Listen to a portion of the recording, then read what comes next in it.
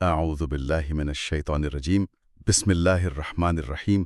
آج ہمارے سامنے سورۃ البقرہ کی کچھ بہت ہی دلچسپ آیات ہیں۔ موضوع ایک ایسی چیز ہے جس کے بارے میں ہم شاید زیادہ نہیں سوچتے۔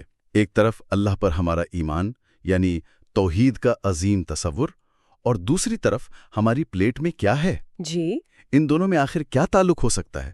آج کی گفتگو اسی گہرے اور آپ کہیں حیران کن تعلق کے بارے میں ہے۔ جی، آج ہم سورۃ البقرہ کی آیت 168 سے 173 پر بات کریں گے، اور ہمارے سامنے جو مواد ہے وہ ہمیں ان آیات کے ظاہری معنی سے لے کر ان کے باطنی اور روحانی مفہوم تک لے جاتا ہے۔ اچھا، تو اس گفتگو کا مقصد یہی سمجھنا ہے کہ قرآن کی یہ رہنمائی ہماری روزمرہ کی زندگی کو ہماری سب سے بنیادی ضرورت یعنی بھوک سے شروع کر کے کیسے سنوارتی ہے۔ اچھا، تو آئیے اس کی گہرائی میں اترتے ہیں۔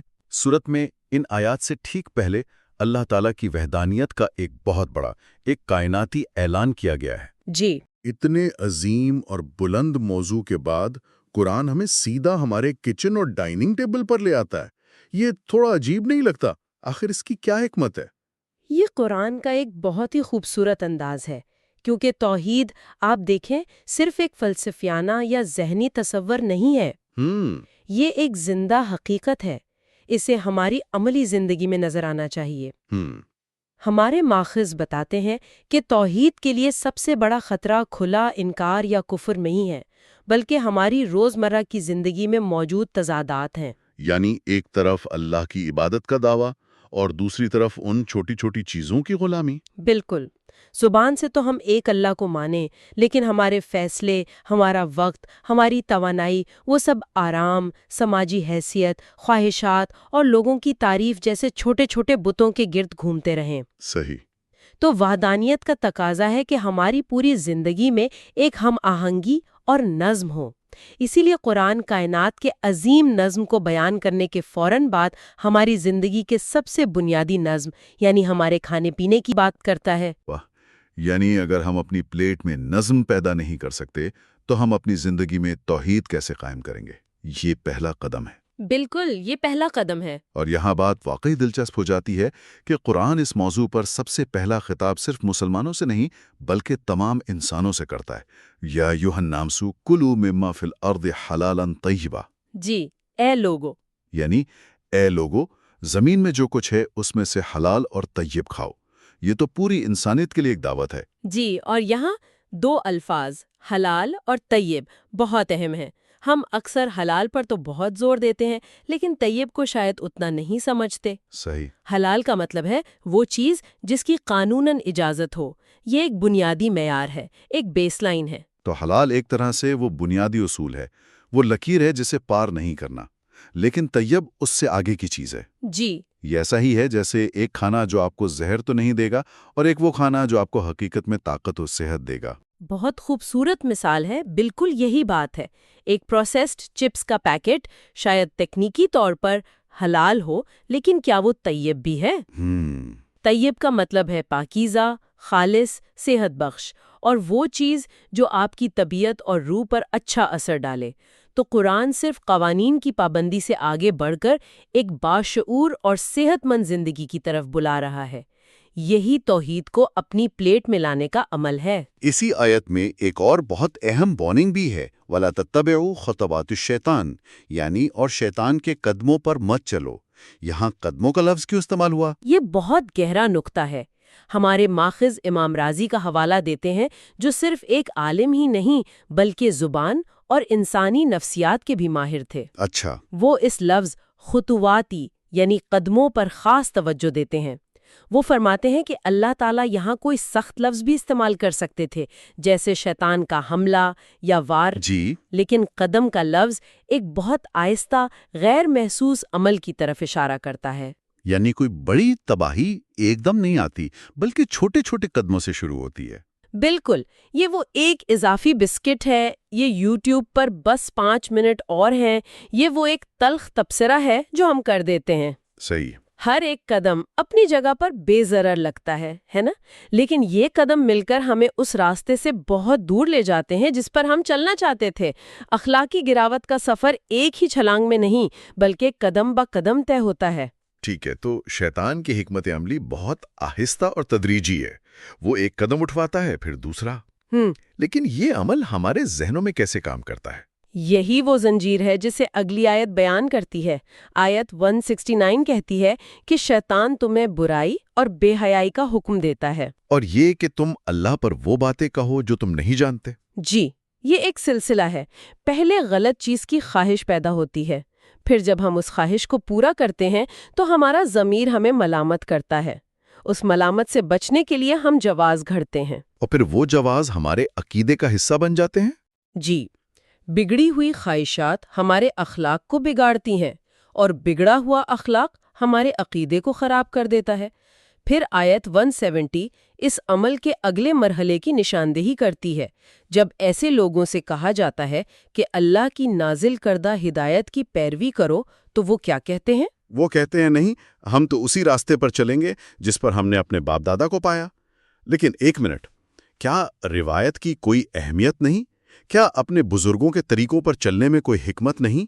بہت اہم سوال ہے، اور قرآن سالے روایات کی بالکل قدر کرتا ہے، لیکن یہاں تنقید اندھی تقلید پر ہے۔ اچھا، یعنی کسی کام کو صرف اس لیے کرنا کہ وہ ہمیشہ سے ہوتا آیا ہے، بغیر اپنی عقل اور سمجھ کو استعمال کیے۔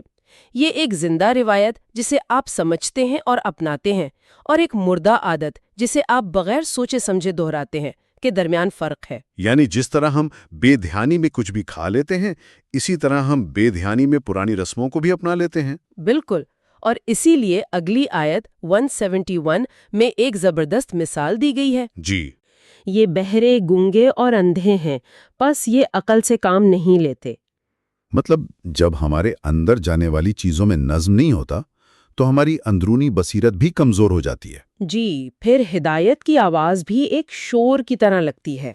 اس منظرنامے کے بعد آیت 172 میں گفتگو کا رخ خاص طور پر ایمان والوں کی طرف مڑ جاتا ہے۔ یا ایھا الذین آمنوا کلوا من طیبات ما رزقناکم واشکروا للہ۔ جی، اے ایمان والو، یہاں کیا خاص بات ہے؟ یہاں کلیدی لفظ ہے شکر۔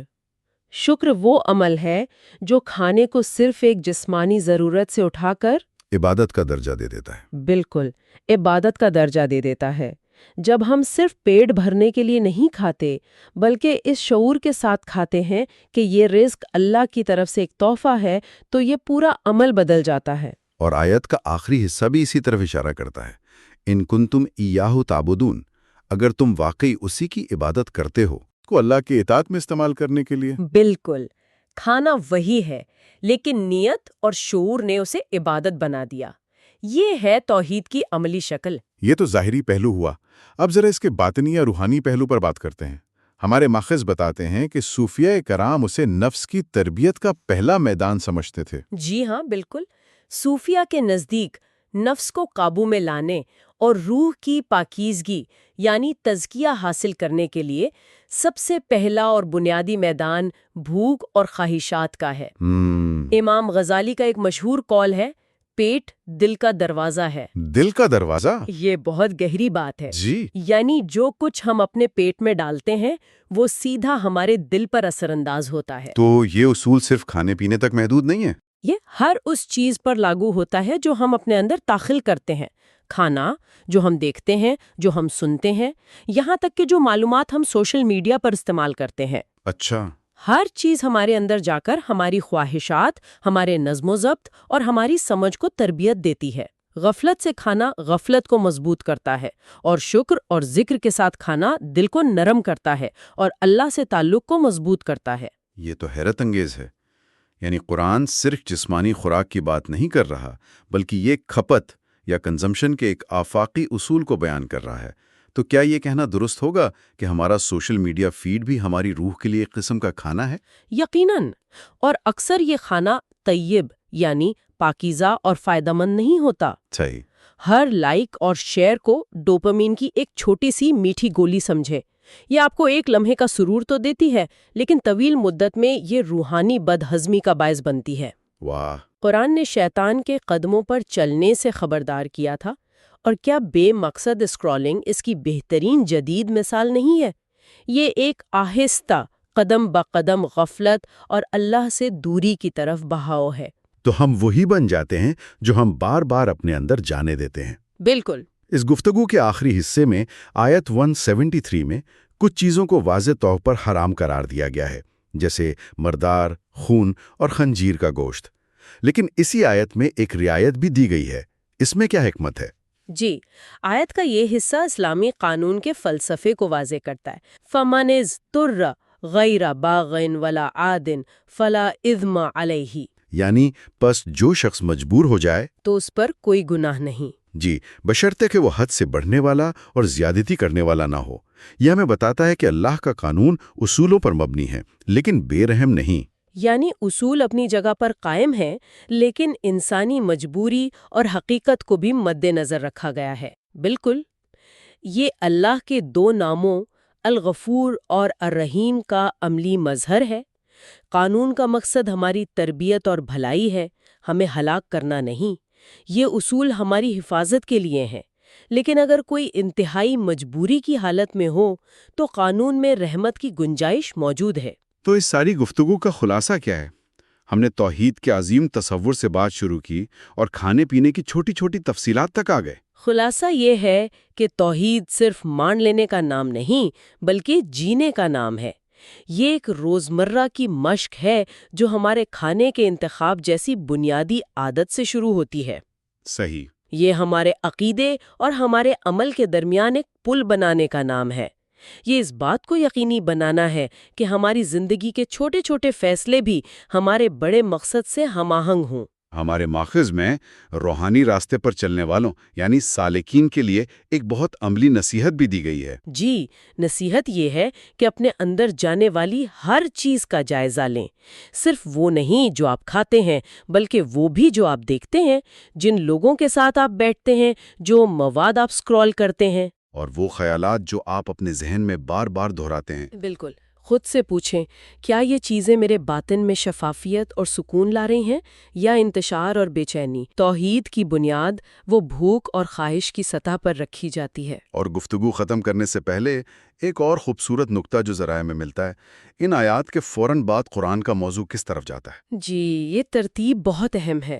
نفس کو نظم و ضبط سکھانے کے بعد ہدایت کا رخ معاشرے کی طرف مڑ جاتا ہے۔ انصاف، قصاص اور انسانی جان کے تحفظ کی طرف۔ جی، اس سے یہ سبق ملتا ہے کہ جو شخص اپنی ذات پر قابو نہیں پا سکتا وہ معاشرے میں انصاف قائم کرنے کے قابل بھی نہیں ہو سکتا۔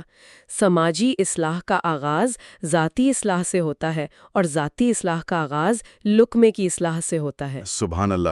آئیے ہم اپنے ماخذ میں دی گئی مناجات کے ساتھ اس گفتگو کو ختم کرتے ہیں۔ اے پاکیزہ چیزیں عطا کرنے والے، ہمیں ان چیزوں سے بچا جو دل کو مردہ کر دیتی ہیں، ہمارے کھانے کو اپنا ذکر بنا دے اور ہمارے پرہیز کو عبادت بنا دے۔ آمین۔ اور سننے والوں کے لیے ایک آخری سوچ جسے وہ اپنے ساتھ لے جا سکتے ہیں۔